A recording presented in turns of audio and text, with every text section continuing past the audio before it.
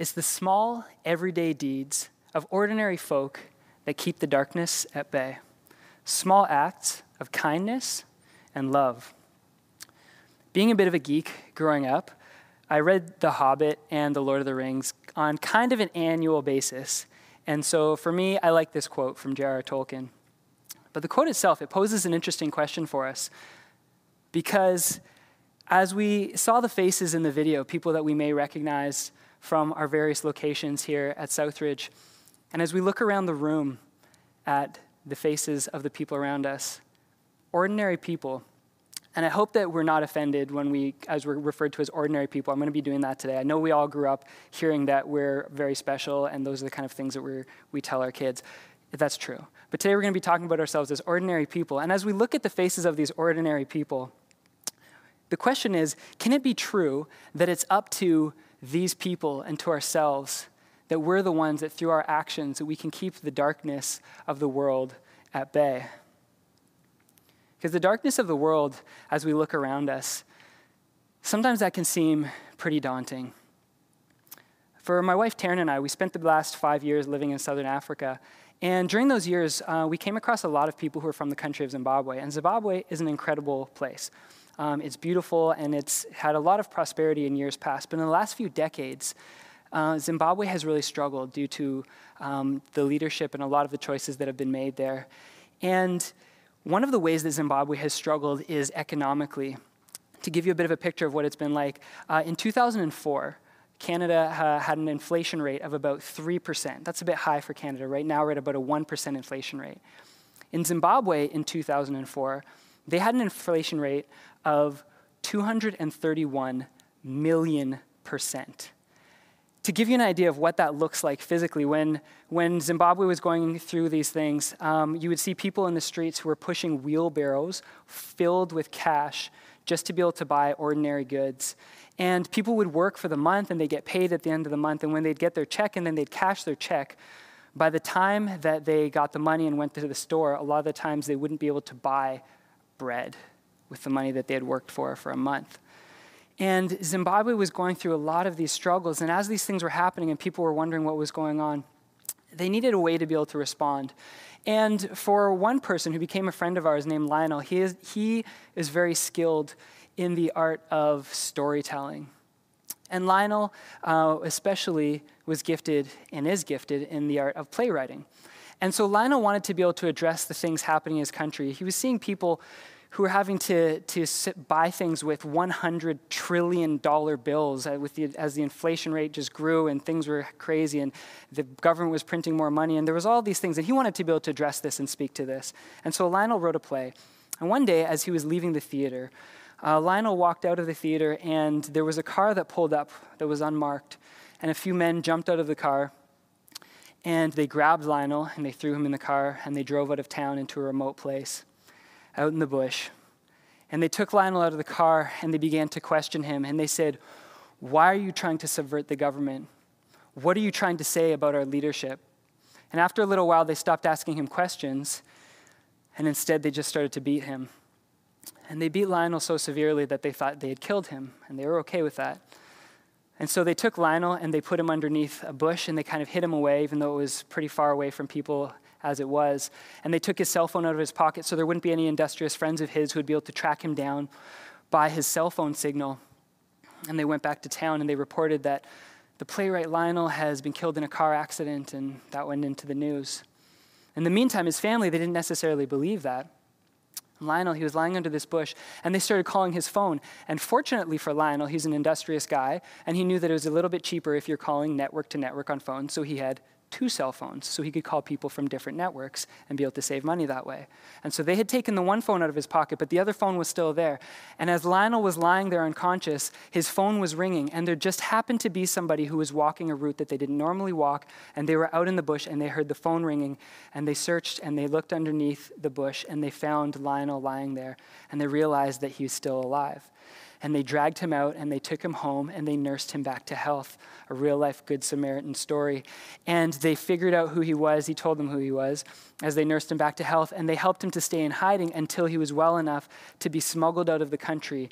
And he went into exile across the border in the country of Botswana, and that's where we met Lionel. And as Lionel was in exile, he found that he was surrounded by other people from Zimbabwe who were also exiles, who had also experienced similar things. And they were some of the lucky ones who had gotten out. Some other people hadn't been as fortunate. And the people who were out there had trauma, and they were there, and they were surrounding him. And he didn't know what to do, and they didn't know what to do. And the question for Lionel was, faced with this systemic darkness that was happening in the world around him, and specifically right there in Zimbabwe, what could Lionel do? What could they do about the darkness in the world? That's a question that faces all of us. And here in Canada, we're blessed to not be experiencing that same level of oppression as he experienced at that time. But we have our own issues that we're trying to deal with and that we need to deal with here locally. Even last week, we had a message that was a difficult message that was talking about racial tensions and the things that have happened in our past here in Canada and continue to happen, and injustices that have been done that have never been made right, and that we need to be able to figure out a way to deal with. And we talk about the disparity between the 1% who seem to have so much and the 99% who seem to have so little. And here in Niagara, we know that we're going through our own issues economically right now as there are rising housing prices in Toronto, and as people in Toronto need to move a little bit further out and end up buying houses closer to our area, and then the housing prices in Niagara go up, and there's less houses available, and it means that there's more people needing more affordable housing, and then there's not enough affordable housing, and people are losing their housing, and there are more people who are homeless. And we're very blessed at Southridge to be able to be a part of a community that's trying to deal with some of these things, and in our Glenridge location, we're very blessed to be able to be a part of the social services community and the landscape here in Niagara through our homeless shelter. And it's a great thing. There's amazing things happening at our shelter every day, incredible people doing incredible work. And yet, even as we're addressing the issues, every month between 400 and 500 people are turned away from our shelter because there's not enough room. And that's just one of the things. We know that internationally, even as we've spoken about Zimbabwe, that there are other things that are going on, that there are wars, that there are conflicts in Syria and Afghanistan and Iraq. And we hear about all these things, and Zimbabwe itself is not even on this list of the 60 international conflicts that are happening in international contexts, that Zimbabwe is more about human rights violations and things like that, and it doesn't even make the list of the 60 armed conflicts that are going on in the world today. So much of what's happening, it's a bit easier almost to be able to ignore it. It's sometimes hard to even talk about it because there's some underlying political things, and we don't want to say the wrong thing, and we don't know necessarily where people are coming from, and we know that there are nuances to each situation, whether it's Zimbabwe or otherwise, that there are more that's happening we don't know, and we don't know exactly what to say. As Canadians, I think this has been true for a long time, but as Canadians, in international contexts, a lot of the time we are mistaken for Americans. I think it has something to do with having similarly obnoxious accents or something like that. And as we are mistaken for Americans, a lot of the time people would come up to us, and especially in this last year, I would find people would come up and they would say, oh, what do you think about President Trump? I'm not trying to make any political statements in what I'm saying here, but we know that there are going to be motivations behind what people are saying, and they have sort of reasons for the questions that they're asking. So they'd say, what do you think about President Trump? And I wouldn't quite know what to say. And Taryn and I would sort of be, we're president. Actually, we're Canadian. We don't know anything about presidents. We actually have a prime minister ourselves. I'm not really sure. We're about prime ministers. And they would say, oh, okay. Oh, Canada. That handsome guy is your prime minister. Yeah, the handsome guy.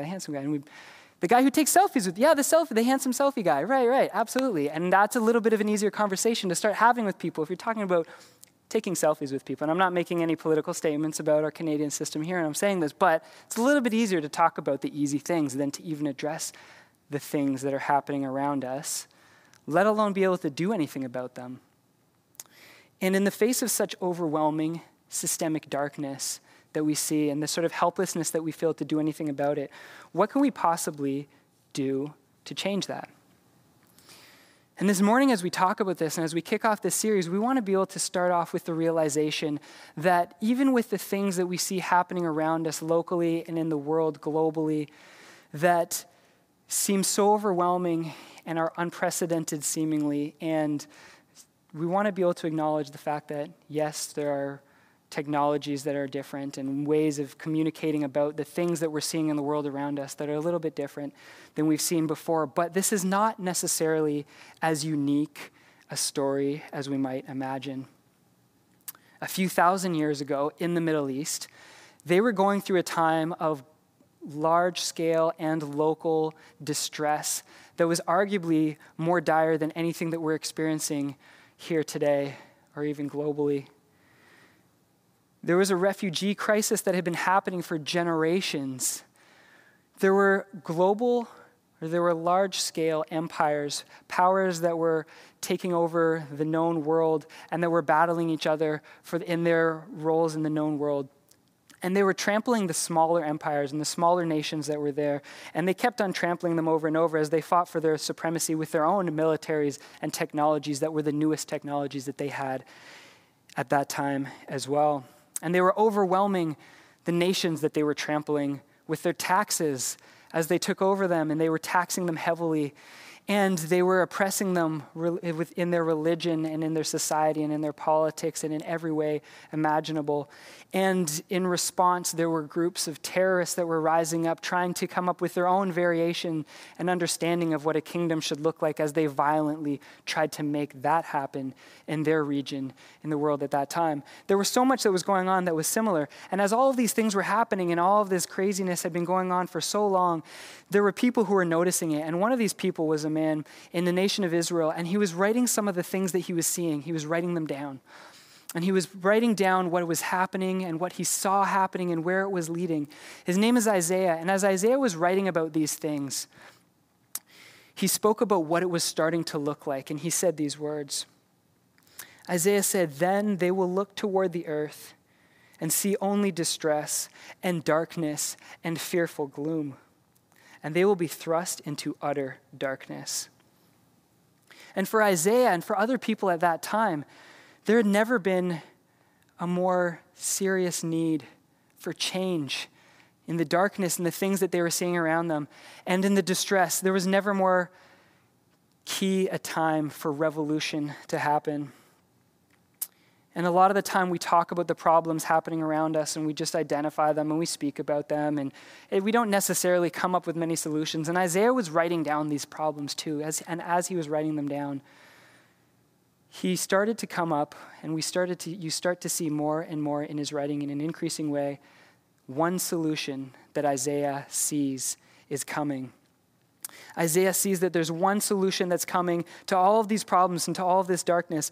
And the hopes of Isaiah and the people of Israel, his nation around him, they started to be raised and they started to pin their hopes on this one hope that they were seeing coming. And Isaiah himself, later in this same passage as we just read, he writes this. He says, "Nevertheless, there will be no more gloom for those who are in distress. The people walking in darkness have seen a great light. On those living in the land of deep darkness, a light has dawned. For to us a child is born, to us a son is given, and the government will be on his shoulders. He will be called Wonderful Counselor, Mighty God, Everlasting Father, Prince of Peace. Of the greatness of his government and peace, there will be no end. He will reign on David's throne and over his kingdom, establishing and upholding it with justice and righteousness from that time on and forever." Israel knew that the one who they called the Messiah, the one would show the way for the people to rise up against the darkness, that this Messiah was the key to the change in the system. And as a community here, for us together as a community, we affirm that this one who they were waiting for, the one that Isaiah was referring to and that Israel was waiting for, is the person of Jesus. And that Jesus was the person who was going to turn the tide on the system of darkness that he saw. Jesus' own mother, who was probably a teenager at the time, when she realized what was about to happen and who the child that she was going to have was going to be and what he was going to be bringing, she didn't pull any punches when she spoke about what she saw coming. Mary said this. She said, "God bared his arm and showed his strength, scattered the bluffing braggarts. He knocked tyrants off their high horses and pulled victims out of the mud. The starving poor sat down to a banquet. The callous rich were left out in the cold. And can we hear what Mary, after generations of oppression and the overwhelming local and global despair that she and her people were feeling, can we hear what she's proclaiming? Because in this moment, as Mary sees that the system needs to change, she's announcing the start of the revolution. Mary sees that it's coming, that through Jesus, the system is about to change. Advent season, we're in Advent season now, and this is the season where the Advent, the coming that we're anticipating in this season, is the coming of Jesus himself. It's the coming of the revolution, the changing of the system, which has overwhelmed us, which has been dark, which often feels dark, and which leaves us feeling helpless. So what did Jesus' revolution look like? Revolutions bring power. They tend to bring power to the people. From the few who have been holding the power in check and who have been doing things the way they want to, revolutions tend to bring that power to the masses of people who have been oppressed by it. And Jesus was a part of that from the start. Jesus, even though he was the Messiah, he was the one. Jesus didn't become born into the 1%. Jesus was born as a part of the 99%, as a part of the masses. And then Jesus is a part of these masses right from the start, from his own birth. The people that he called in were among that group as well. The first ones invited were the ones who literally found themselves on a daily basis on the outskirts of society. The shepherds were the first ones who were invited in to be a part of the celebration of the coming of the revolution, of the revolutionary Jesus himself. And the next ones, as we know from our nativity scenes that we start to see set up in the next little while, are the foreigners, the wise men. People who didn't even seem like they were a part of the story are some of the first ones invited to celebrate the beginning of this part of the story. And then Jesus, as he grows up into his ministry, Jesus chooses his inner circle, and his inner circle of people, the ones that he calls to be at his side, are the ones that you wouldn't expect. The people who are corrupt government lackeys in the tax collectors. The people who have seen the system and who have decided to violently try to implement their own version of it. Terrorists. And ordinary people, fishermen. Ordinary people are part of his inner circle. And as they go around and as the ministry unfolds, Jesus and his inner circle, they go, and the people that they empower, the people in their community that they seek out, are the people who you wouldn't expect to be the ones that you would want to go to first as you're starting a movement. They're going to the people, they go to the people who are marginalized because of their gender. Jesus goes to the people who have been ostracized because of their sexual choices. Jesus goes to the people who are poor in spirit and mourners. Jesus goes to the hungry and thirsty and meek and merciful, the pure in heart, the peacemakers, and the persecuted, ordinary people. And as Jesus goes around, and there becomes a bit of a groundswell of people who start to hear that Jesus is doing something and he's making a difference and he's ready to start this movement and he's ready to start this revolution as people are following him and as he's gaining momentum and he's reaching critical masses of people to be able to rise up and do something about this system. And they know he's going to tell them how he wants to do it. With the people around him, Jesus explains what it would look like to change the world, what it would look like to change and to fight the dark systems that are in place. And then Jesus proclaimed to the people, he said, out of your love for God, this is what we're going to do. We're going to love our neighbors as ourselves. Jesus says, love your neighbor as yourself. To change the world, love your neighbor. Massive change is what he's trying to bring and what he's going to bring, but he's doing it through a kind of completely unexpected action. How does that make any sense? How did that make any sense to those people? And how does that make sense to us now when we hear that? In the current worldly system of power, it doesn't make sense. It's foolish to think that this is something that can make a difference. And yet, in the scriptures we're told, in 1 Corinthians, it says, don't deceive yourselves. If any of you think you are wise by the standards of this age, you should become fools, so that you may become wise. For the wisdom of this world is foolishness in God's sight. As foolish as it sounds, the followers of Jesus, loving our neighbors, is what it takes to change the world, to change the darkness. So what did it look like? What happened when Jesus started to initiate that system? And what has been happening since? It's been 2,000 years since Jesus said these things, and since Jesus lived this way. And what has that been looking like now? The system that was in place, Jesus said he came to proclaim a new system, and his new and different way of living has been in place ever since. A few times, to describe what was going to be happening and how it was going to work, Jesus used a phrase. He said, "A time is coming and has now come." A time is coming and has now come.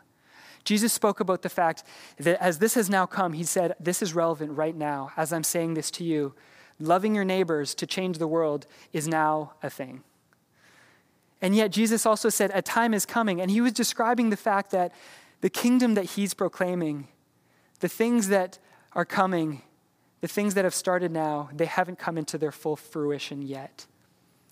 That's still to come, and that's going to be unfolding. Jesus initiated this new way of doing things, and it has applied ever since. But the application is unfolding. We increasingly catch glimpses of how this works, though.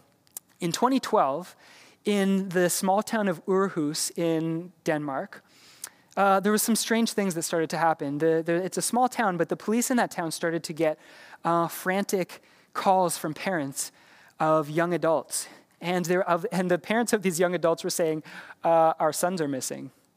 And there were more and more of these parents who were calling in to this little police station in this small town saying, our sons are missing, our early 20s, late teen sons, they were going missing. And it started out as a few people, and pretty soon it was dozens of calls that they were getting about dozens of people who were going missing in their little town in Denmark. And they started to realize that this wasn't just happening in Aarhus, this was happening in other places, in other Western countries. And there were people that were going missing. And what they started to realize was that they were going missing because they were going to the Middle East, and they were joining up with an organization called ISIS, which you may have heard of by a few different names, which we know has been known as a terrorist organization. And people were leaving and going to ISIS and joining in part of the terrorist activities that they were conducting. And the word that began to get out there by the other people the other towns and the larger places and the governments that were seeing this happening, they started to take a very strong tack, as you can imagine, with these people. And they said, we are not going to stand for this. We are going to deal with them strongly and aggressively, and we are going to prosecute them, and we are going to find out what they've been doing, and we are going to put an end to this right now because this has to stop, and there can't be any more of this happening. And it kept happening, and there were more people who kept on joining and being a part of this exodus to the Middle East. And in Aarhus, the small police force had to try to figure out what they were doing. It was just a few people on this police force. And they decided they were going to try something a little bit different, a lot different. And what they did was they knew that there were other people who had been in communication with these and were still probably in communication from their town with the people who are now in Syria. And they also saw that there were some people who were coming back, and it seemed like even through convoluted routes, they were coming back from Syria, and that they had probably been a part of this as well. And identifying these people, they decided that they were going to go to them, and then they were going to invite them out for coffee. And the police in Aarhus started inviting people out for coffee, and they would go and take them to their own personal favorite place where their family and their own friends would be, and they would just hang out with them, and they would say, hey, how are you doing? And they would talk to them a little bit about themselves and about their family life, and they would just start to get to know them. And they did this with a few dozen people and a few hundred people and about 300 people. In the end, they had these times where they were hanging out with about 300 of these members of their community. And this was sort of a weird thing to do, and it was disparaged in the media, and people called this the Hug a Terrorist program as they started hearing about it later. And this seemed like a bit of a strange way to respond to terrorism. And what they found in Aarhus was that unlike in a lot of other places, in Aarhus, as they were doing this, the flood of people that were leaving, and it was a flood because proportionate to their size, they were experiencing more people joining ISIS than any other place in the Western world. But as they started doing this, the flood turned into a trickle and then stopped completely. And they had a complete turnaround and an end to these enlistments. This coffee with the neighbor, hug a terrorist program is foolishness. It was foolishness in the eyes of the world. And for the people of Aarhus, this is what they did, and it proved to be real wisdom. It was a wise thing that they did, and it was completely unexpected. And it showed that, you know what, there is sometimes that it's not only that these small acts of ordinary people are going to be keeping the darkness at bay, but that in this new system of Jesus that he proclaimed and that he said that we could be living, he said, when we do this, when we see some of these kind of stories, we realize, as Isaiah says, the light has dawned, the darkness is being illuminated, and it's being eliminated. That these kind of acts actually don't keep the darkness at bay, but it actually destroys the darkness. The way that it's also described to us in the scriptures is as the actions of people doing these small things together in their own space, doing the small acts, the small everyday deeds, ordinary people doing these for their neighbors. And as we do it together and everybody doing it through the same purpose, that we're working together like a body that's doing different things but working together for that same purpose. And not just any body, but a body of Christ, Jesus, who told us that this is the way that we should be living. And if we can be doing those things, and we're honoring the things that Jesus did, and honoring by doing those same things ourselves, that's what's going to make the difference. In 1 Corinthians, Paul speaks about the fact that by doing these types of actions, by doing the everyday deeds, by doing the things really that Jesus said that we should be doing and living the way that Jesus showed, we are building on Jesus himself, an eternal foundation, and we are using materials that are eternal as well. These kinds of actions are eternal and will be built on the foundation of Jesus, and they're going to last. And when we see these things happening in places like Aarhus, we realize it's kind of a reminder for us that there's more happening behind the scenes than we even realize, and that there's more in the meaning of what Jesus was telling us than we could have possibly imagined. It sounds a little bit too easy, and in some ways, it is, and there's a catch. Because when we look at the fact that, it seems like we're doing something so big, changing the dark systems at play, the hard things in the world, pushing it back, eliminating it, and creating space for the world to be as it should be, that should be something that's done on a large scale, that should be something done by larger organizations, or that should be something that's done in a more specifically coordinated way. And if we were to imagine that that's how it had to be done, and if we do imagine that, it's a little bit easier because we don't necessarily have to do anything. In that scenario, we can actually just listen and evaluate and say, that's a good idea. That's how it should be done. Or that's dumb. What a waste of resources. Or we can have opinions, but we don't necessarily have to do anything. But in this system that Jesus calls to, the reason that there's a bit of a catch is that in this system, we do have to do something. In this way of living, it's not a large solution that can belong to somebody else. This is an everyday deed that belongs to me, and it belongs to you. These are actions that we ordinary people have to take. Lionel knew that. Lionel knew that there was something wrong, and he knew that there was something that had to change, and that he had a community of hurt people who were angry and who wanted to rise up, and they were living in exile, and they needed to do something to change this system. And Lionel wanted to figure out what that had to be because he wanted to do something. And as a follower of Jesus, he thought, what should I do? And so Lionel decided to start rallying these people. And the way that he did that was to meet with them. And he spoke with the people who had experienced some things that were similar to himself. And he listened to their stories. And he told them his story. And they allowed themselves to be healed from the things that had happened to them by sharing and by identifying with each other. And they began to forgive the people who had harmed them. Did Lionel's everyday deed change Zimbabwe? Well, maybe actually. When I first started writing this message, I hadn't really Zimbabwe wasn't really in the news, but since I started writing it, Zimbabwe's actually been in the news, and there's been a change in power in Zimbabwe, and the leader who's involved in some of the things that have been happening has actually been removed from power, and there's been a bit of a change. And as this change happened, it hasn't been done vengefully, and it hasn't been done aggressively. It's actually been done very peacefully. And we don't know what's going to happen, and I don't know where it's headed. And I don't know whether the actions of Lionel and people like Lionel made it happen the way that it did.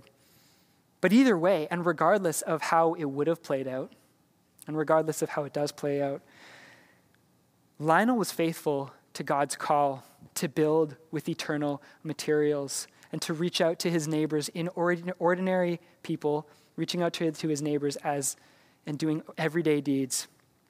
And in the everyday deeds, Lionel was able to build with lasting materials, eternal materials that we're told that we should be building with. And we may feel like there are limitations to how we can do this. We may feel like we didn't get into the right school, or maybe we didn't even go to school.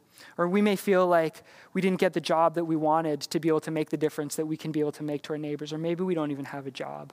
Or maybe we feel like we don't have the finances to be able to do the things that we want to be able to do to save the neighborhood around us or the world. Or maybe we just don't have that kind of money. And maybe we just don't think we can do it. But the thing is, in this call, no matter who we are, all of us are exactly the right people because we are all ordinary enough. We are just ordinary enough to be able to do the things that God is calling us to do. And being able to choose to take our neighbor out for coffee may not change the world. It may not end the spread of terrorism. Maybe it will. We don't know, but maybe it won't. But even without visible choices, even without visible results of our choices, to live in Jesus' revolutionary system and to eliminate the darkness, the everyday deeds will change the world, as will the ones that we do and the ones that our brothers and sisters do on our street and in our neighborhood and in Aarhus and in Zimbabwe. And as we work together as a body, things are going to be changed, and they are being changed. And God has created us to collectively participate in the reshaping of the system of darkness and turn it into the system where the light is spreading. And the vehicle that God has chosen to shape these things is ordinary people doing ordinary deeds. And over these next few weeks together, we want to explore what this looks like for each one of us. The world changing that Jesus calls us to involves a direct call to each specific person in this room. And there are real, tangible, difference-making actions in the name of Jesus that we can all be doing and that we are all calling and that are waiting for us to step out and claim for you and I, for God's kingdom, for our neighbors. And as we do this, and in light of this advent, of the revolution of Jesus, how are we going to allow our actions to change the world? What is my everyday deed? And what's yours? Let's pray. God, we thank you so much for your new way that you've shown us through Jesus. God, I thank you that the darkness is being eliminated. God, I thank you that you can give us the eyes to see how we can participate, and I pray that you would. And please give us the willingness to take action. We honor you in Jesus' name. Amen.